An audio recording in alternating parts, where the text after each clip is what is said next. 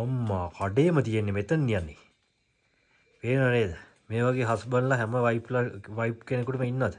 පින් කරන්න ඕනේ ගෑනු මේ වගේ හස්බන්ඩ් කෙනෙක් ලබන්න. පේනව නේද? මුළු කඩේ වැරන් දීලා තියන්නේ අද. පේනවනේ බිලේ තරම. මොකද්ද ඔයාට කියන්න තියෙන්නේ ඉතින් අද ඔයා කැමති සේරම ටික ඔයාට හම්බුණානේ. ඒ වුණාට එකක්වත් එයාට නම් දෙන්නේ නැහැ. ඒ නේද? එච්චර අරන් දීලත් මට එකක්වත් දෙන්නේ නැතුව කණ්ඩ තමයි පෙරේ තියලා ඇත්තේ. ටික මගේ මේ ටික ඔයයි. නේද? දැන් සන්තෝසයිද ඔබට? සතුටුයි.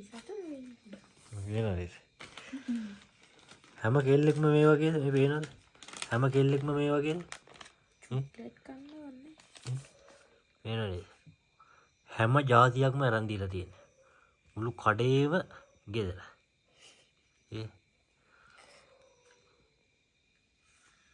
රුපියල් 5000 ගානක චොකලට් තියෙනවා.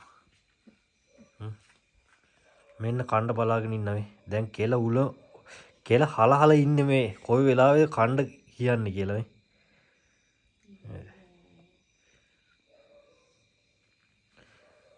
මොනවද ඔයාලට දැන් කියන්න තියෙන්නේ? අන්තිම වතාවට කියන්න. අයත ගොඩක් කාලෙයි. පච කියන්න බබා.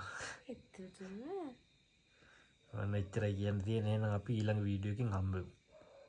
බයි.